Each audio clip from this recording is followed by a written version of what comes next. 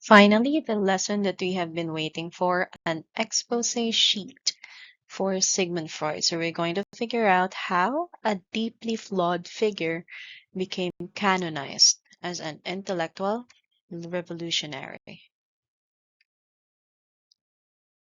This is a legitimate and separate question from whether nga na dala siya among the intellectuals who revolutionized the world.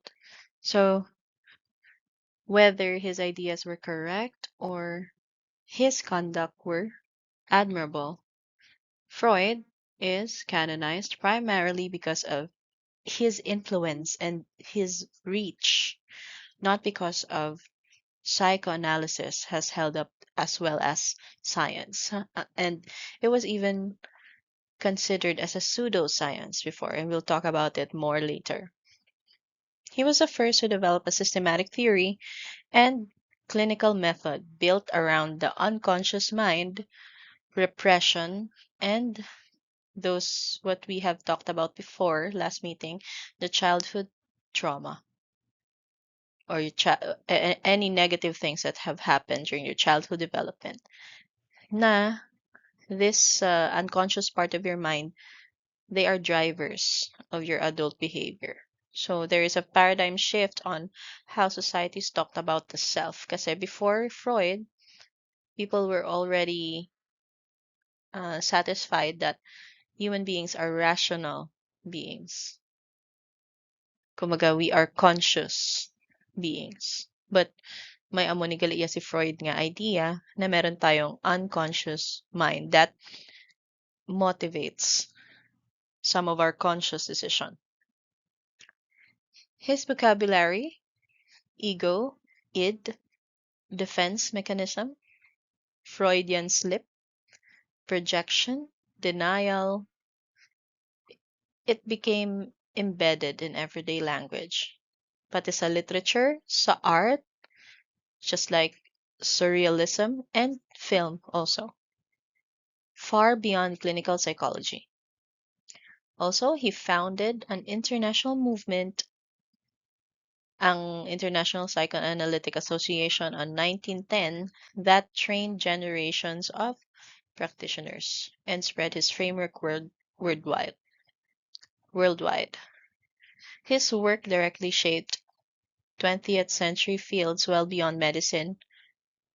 May para man niya ara sa literary criticisms, anthropology, marketing and advertising even through his nephew Edward Bernays, and also for philosophy. So in short, ang intellectual revolution status of the psychoanalytic theory of Freud, as used in History of Ideas courses, it tracks cultural and disciplinary impact, not the moral character, and not whether the theory was scientifically sound. So just like with Copernicus and Darwin, they are judged by the same standard.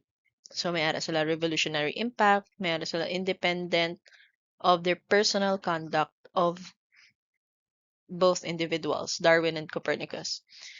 This is the same standard nga gin-apply man kay Freud, and it is worth naming directly because it is precisely what allows someone with the record below nga do hindi man gid clean track si Freud to still appear on the intellectuals that revolutionized the world.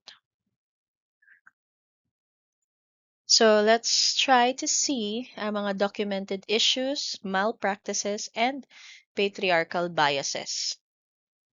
So these are backed up by evidences, real case, real, these are all based on true things that have happened around Freud. So first is ang iya ni Emma Eckstein case on 1895. May malpractice di siya and ginblame niya pa ang patient. Ginblame niya si Emma. Sino si Emma Eckstein? She was an Austrian author. She was one of Sigmund Freud's most important patients. And for a short period of time, around 1897, naging psychoanalyst man siya. She was even described as the first woman analyst, and Emma Eckstein became both colleague and patient for Freud. As an analyst, while working mainly in the area of sexual and social hygiene, she also explored how daydreams are, ang mga ginatawag nga parasitic plants, and also how these parasitic plants invaded the life of young girls. Freud referred to his patient, nga si Emma Eckstein, sa una 27 years old pa lang siya, to his friend William Flies para magpa-nasal surgery. Based on Fly's now discredited theory that nasal tissue daw was reflexivity linked to sexual menstrual symptoms. It is highly wrong. It is discredited now in modern medicine. So, what happened? The surgery was, of course, botched. So, Flies left roughly half a meter, nabili niya ang half a meter of surgical gauze inside Emma Eckstein's nasal cavity. Half a meter of surgical gauze inside Emma's nasal cavity, causing severe and, of course, nearly fatal hemorrhaging over several weeks, and nagkaroon siya ng permanent facial disfigurement because of this. When Eckstein began hemorrhaging in front of him, hambal ni Freud, ang own account ni Freud is that describe niya nga he left the room and then he composed himself with a drink rather than alagaan or like alalayan si Emma nga nag-hemorrhage just now in front of him. And also, rather than hold Flies accountable, ginreassure ni Freud ang iyang friend nga nagkaroon sang botched operation on Emma nga ginreinterpret niya ang pag-hemorrhage kuno ni Emma Eckstein as a wish bleeding. Ginlabel naman as a pathology. Naging hysterical lang daw si Emma Eckstein. Psychologically motivated symptom daw ang pag-hemorrhage sa iya ilong, supposedly caused by her own longing for attention. Guess attention seeking lang daw si Emma Eckstein. That's why ginpa-hemorrhage ni Emma Eckstein ang iya own nasal cavity. Rather than dapat may siya sang direct result, or rather than acknowledging that hemorrhage is a direct result ng surgical negligence ni Flies. So, of course, this episode is one of the most cited examples of Freud's pattern of reflexively attributing ang women's physical suffering to hysteria. Kung magreklamo ang babae, hysteria. Kung may mga amo nga medical emergencies, naga-hysteria lang daw ang female, rather than to verifiable physical causes. So, especially sang pag-ubraya ni, ginprotektahan niya ang iya nga friend.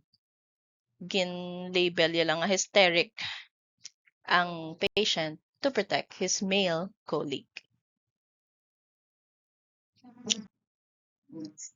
Next, let's go to the promotion of cocaine and the death of another friend. So, my friend naman si Freud, nga si Dr. Ernst von Fleischl-Marxow.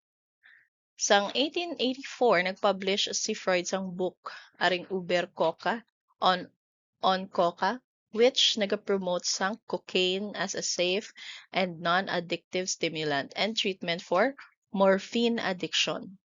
Also treatment for depression and treatment for fatigue. So, he personally encouraged his close friend, nga si Dr. Ernst, nga already addicted na sa morphine after a botched man nga thumb amputation, which is unrelated, pero because of that, naging addicted siya sa morphine. Hambal ni Sigmund Freud, you use cocaine as cure for your addiction to morphine. I don't know what the logic is here. Maybe you'll not be addicted to morphine anymore because you'll be addicted to cocaine.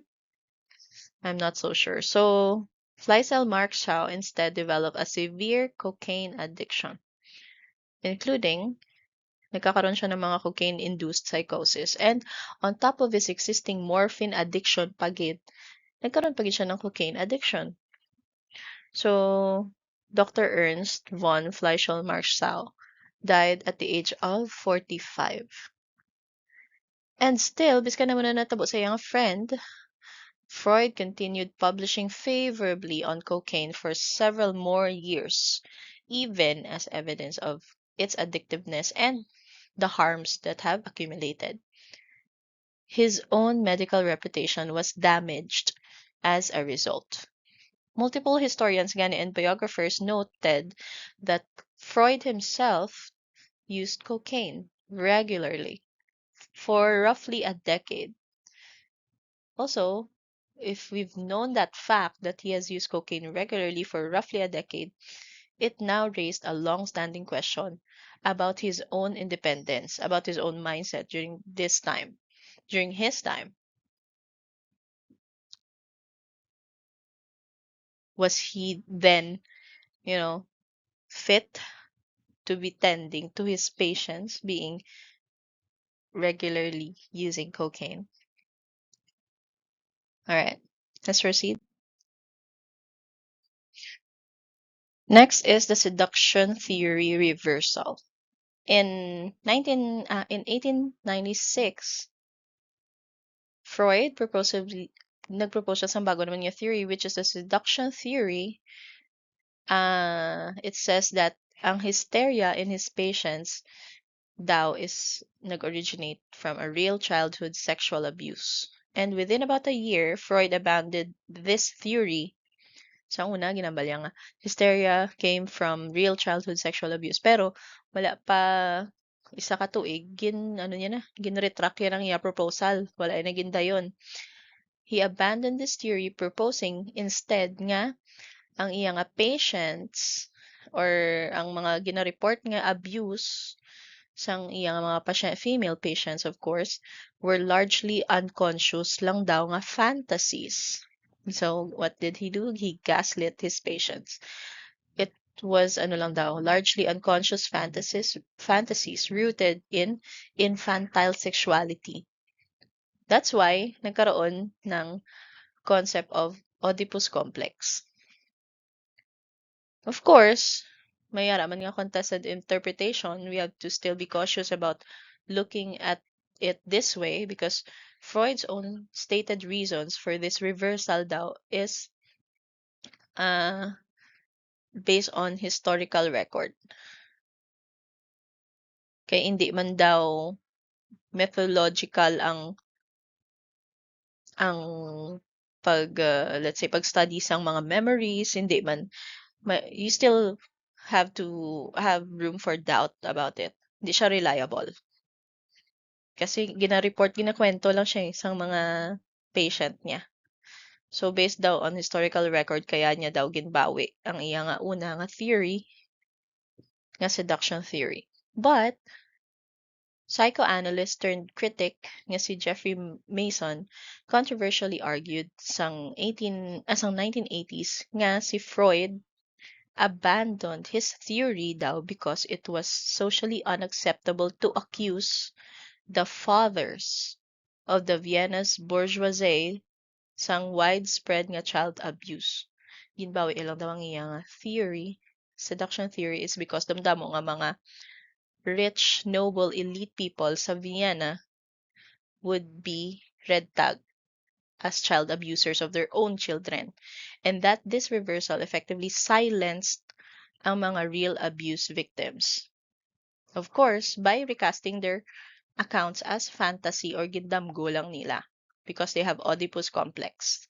They are, as children daw, as female daughters, they are sexually attracted to their fathers. And this motive is debated among historians and cannot be stated as a settled fact. That's why we have to be cautious in retelling this story. But of course, ang effect bala, ang real reports of abuse being reframed as fantasy, it's still occurring even now in the modern era. It is, wala man siya disputed. But it is happening, but wala siya dispute. So, yon. Next, theories of female sexuality built on presumed male norms. Freud's theory of what he calls the penis envy. Women thou are just jealous of males because we don't have penises. That's what Freud says. So, ang penis envy, it held that female psychological development is organized around a girl's supposed unconscious sense of anatomical lack relative to boys. That's why females are that, so di ba label ka ang females as hysterics, is that may arat ako no unconscious nga pagkahisa sa boys kay wala kita sang penis. And he treated male anatomy and development as the normative baseline against which female development was defined as deviation or lack. So siya ang nag-decide. Kumaga, yung ginambak bilang man science, male scientists just do science things. Let me put this as simple as possible. Male scientists do science things and assess females' bodies based on male standards, which is very, let me say, prone to error siya, if that's so. So, a structure feminist scholar, the one on the farthest left, Karen Horney, she is one of Freud's own contemporaries within the psychoanalytic movement, and later, Betty Friedan, the one in the middle, and Kate Millett, on the farthest right, they explicitly and directly criticized ang psychoanalytic theory nga penis envy ni Freud as an unscientific projection of the patriarchal assumptions rather than a clinical observation.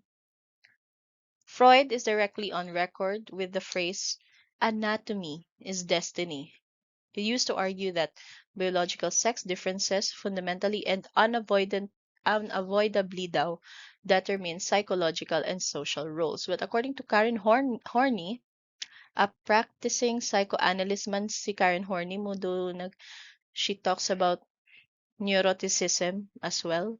So that's a topic for a different time.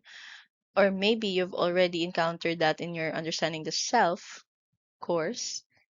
Siya si Karen Horney is a critic of Freud. Nag-publish siya mismo sang direct rebuttals niya kay Freud sa penis envy nga ni during 1920s. So, gin-argue ya ang theories ni Sigmund Freud. Mayroon man siya isang own femininity theories. Mga theories of femininity niya reflected male bias rather than evidence, proposing that men kuno ang nahisa sa babayi. So, gintawag yaman nga womb envy as a counter rebuttal to Sigmund Freud's penis envy. So absurd. Next, the Dora case. This woman is si Ida Bauer. Freud's patient nga si Ida Bauer, given the pseudonym Dora, was brought to him by her father. This is what I was telling you about. Nga hindi lang man ang mga husbands ang nagadala sa ilang wives kay Sigmund Freud, but also the fathers. So what happened with the case of Ida Bauer? Si Ida, or ginpangalanan siya, aka Dora, he was brought to Freud by her father after, what do you think happened here? This is a sad, sad case. After Dora rejected the sexual advances of a family friend, after niya nga nag-reject sa sexual advances ni Air K, that's that's an initial for you, ginpadala siya sa iya tatay mismo. Kay tungod wala igid pasugtan ang friend sang iya nga tatay na makipag-sex sa iya. And then, di ba, sa iya sobra kagalit after nga gin-reject yung sexual advances ng iya family friend, sa iya nga father's friend. He confronted her father over his own affair, over sa affair sa iya father sa wife ni Air K. So that's why pala nga everything, went out of bounds.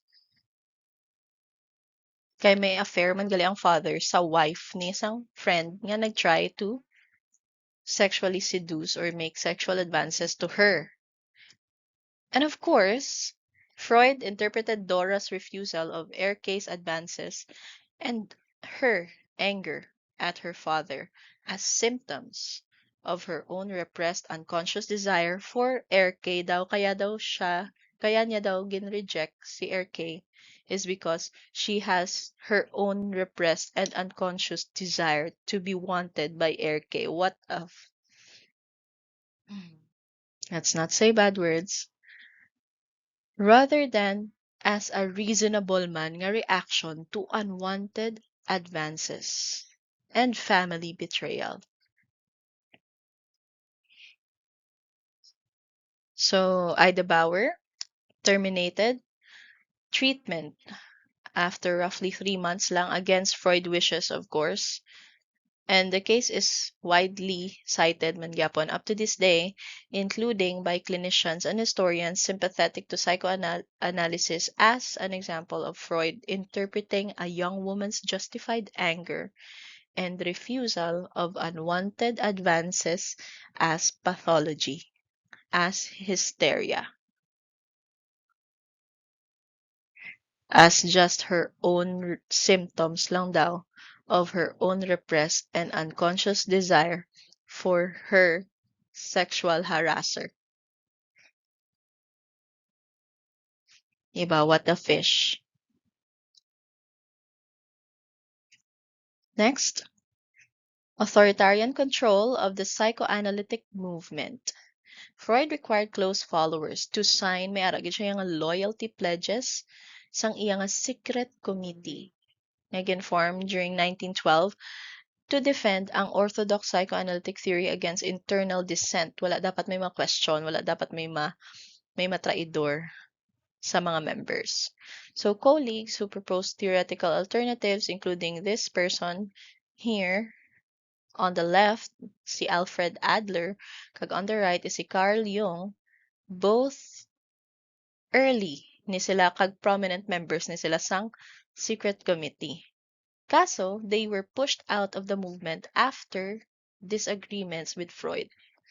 Rather than tani ang disagreements nga na they have engaged dapat in a legitimate scientific inquiry kag discussion.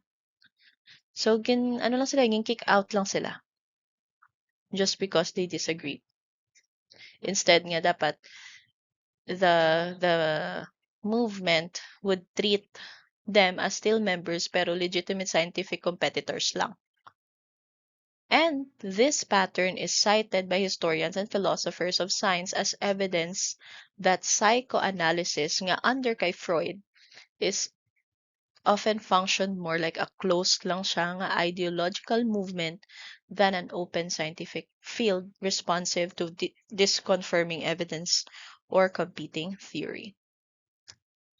Kay kung may questions kaya, palinon ka. Alright? Next, scientific criticisms, the unfalsifiability. May theory of falsifiability nga daan. So, it is from the philosopher of science, Karl Popper, specifically ginusa ang psychoanalysis alongside with Marxism as ang central example niya for a theory nga hindi scientific. So since hindi siya falsifiable because its claims could be made to explain virtually any possible behavior after the fact with knowing without any um without any means to falsify or to test or to disprove since hindi siya ma-falsify, it means gintawag niya nga pseudoscience ang psychoanalysis. And the one on the farthest left is Adolf Grünbaum. Isa man na siya ka-critic. And on to the farthest right is Frederick Cruz, literary scholar na iya si Frederick Cruz. They extended ang critique ni Karl Popper, arguing that Freud's clinical evidence, quote-unquote evidence niya for concepts like repression, Oedipus complex, they just often relied on leading man nga mga interpretation sang patient's report or patient stories rather than an independently verifiable data because it is unfalsifiable, hindi mo siya ma-disprove, hindi mo siya ma-test, hindi mo siya ma-verify if it's true. That's hence gitawag ni Karl Popper ang psychoanalysis as pseudoscience. Next. This one's worse. Sigmund Freud analyzing his own daughter, guys. Freud personally psychoanalyzed his daughter, Anna Freud, for several years beginning around 1918, including analysis of her sexual fantasies. And since it's a dual relationship, psychoanalyst Yasi Freud and at the same time father Yasi Freud, it is considered as a serious ethical violation by aton modern clinical standards, which prohibit analyzing one's own family members. Hindi ka gani pwede nga ang imo nga therapist is your friend or your family member. Even sa law, hindi ka pwede nga someone related to you ang imo nga lawyer. Right? So, it prohibits analyzing one's own family members precisely because of the conflict of interest na ginatawag and the power imbalance involved. So, Anna Freud did not marry, actually. In her lifetime, wala gid siya nagpangasawa, and she remained closely tied to her father's household and intellectual legacy for the rest of his life. Historians and biographers have long discussed the degree to which this reflected Freud's own controlling influence. Inla bala na mana si Anna Freud because nagalinger sa iya ang image kagang teachings sang iyang father? We don't know. So, ang controlling influence ni Freud over her personal autonomy. May tuod-tuod ba siya nga freedom? Though, of course, her full motivations remain a matter of biographical interpretation rather than settled fact. Kasi wala man siya may ginhambal about it. So, puro lang, speculations or what if, So, yeah. So, putting it together, the documented record shows a pattern.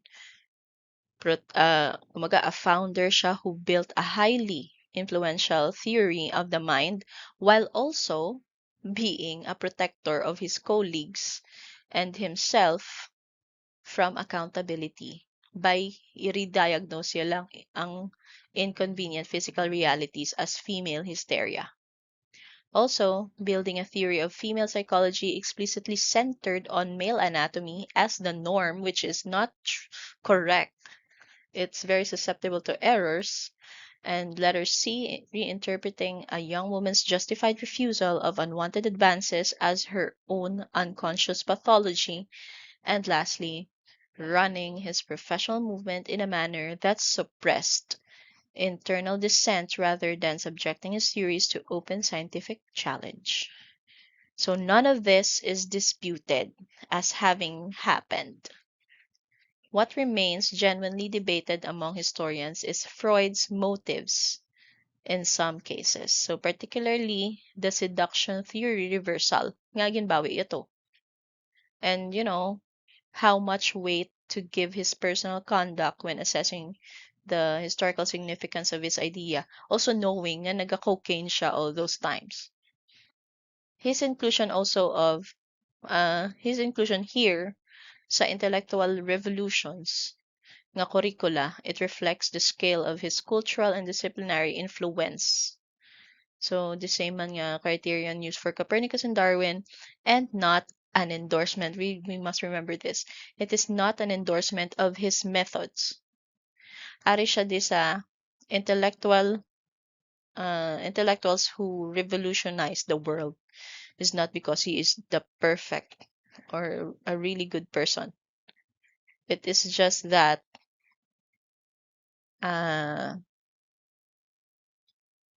na-influence beyond psychology. Naka-influensya beyond psychology, beyond medicine, ang iyang ways. But it is not an endorsement of his methods. It is not an endorsement nga dapat obrahon taman subong sa mga patients ang ginubraya sa iya patients, or that his theories about women are true. So that's it. You just have to remember that this is just a very compressed version of an expose sheet about Sigmund Freud.